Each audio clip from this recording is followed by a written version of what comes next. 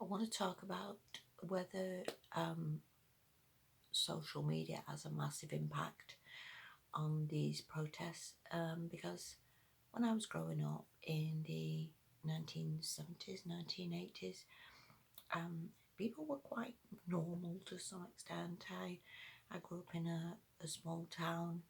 There was always jobs. It was quite easy to get a job, but people in my town was normal because everybody was sort of on that level, if you will. Um, Everybody went to work. Everybody got a pay packet. Everybody bought what they could within the means. I don't remember any credit cards or any massive debts anywhere. You just pretty much had what you had, and that was it. And obviously, I suppose Instagram has created jobs for people that's given them a lifestyle that they never would have had. You know, that obviously those people don't need to be working in a factory, they don't need to be soldiering on a job they don't like. It's just giving people a lot of opportunities, which is a good thing, and it's also giving them, I guess, a lifestyle that they would never would have had anyway. But on the flip side of that, for most young people, they see their Instagram and see Facebook and stuff every single day, and there is a massive flaunting of wealth from a lot of people. You can see pictures every day of people driving Lamborghinis, see people blinged up, see people with Gucci and Louis Vuitton, all designer gear, see people in multi-million pound houses, celebrities flaunting wealth, also see people with nice swimming pools and all the rest of it. And I guess it creates a massive divide, so far from normal people's lives.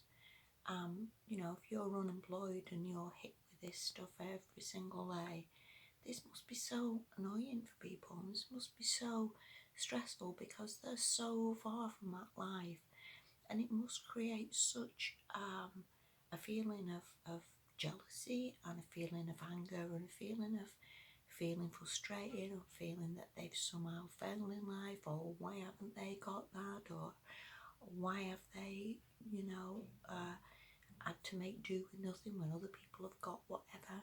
And it creates such problems for people. And I do believe this sort of adds really to any sort of unrest and civil unrest that we have in many countries now. And it doesn't make people happier, but I guess to some extent people think that it does. No amount of Birkin handbags and Gucci shoes or anything makes anybody happier. What does make people happier is obviously having a purpose in life, and obviously having some job, and obviously, you know, feeling worthwhile and contributing to society. But I get for young people, they maybe don't see it like that. And I suppose it's quite easy to be sucked into this feeling again of being annoyed or feeling that somehow, you know, this isn't very good. And also with all the unemployment, the jobs aren't there as much as they used to be neither. I mean, don't get me wrong, I never had a good job and wasn't wealthy in any stretch of the imagination, but there was a job and he was paying and he was okay, if you want to call it that. And I certainly didn't see any great displays of wealth. I certainly, there was nobody, you know, blinged up. There was nobody driving Mercs. There was nobody, you know, living some sort of high lifestyle at all.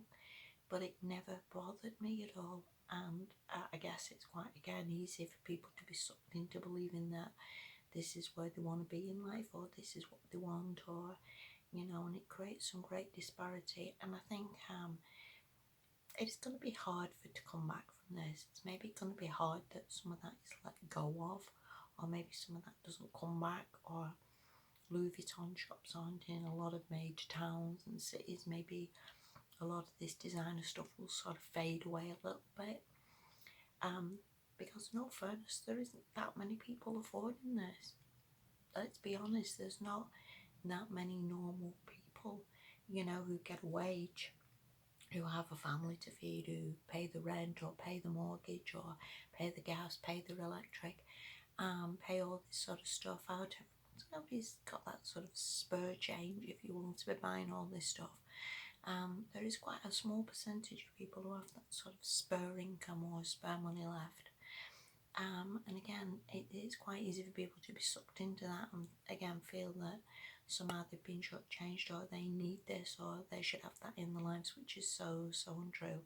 And happiness again just comes from yourself, I guess, and from finding happiness in little things and from finding, decent friends and all that sort of stuff. So maybe as time moves forward, a lot of this will sort of collapse a little bit, and a lot of this will sort of fade away, and hopefully this becomes less important in people's lives.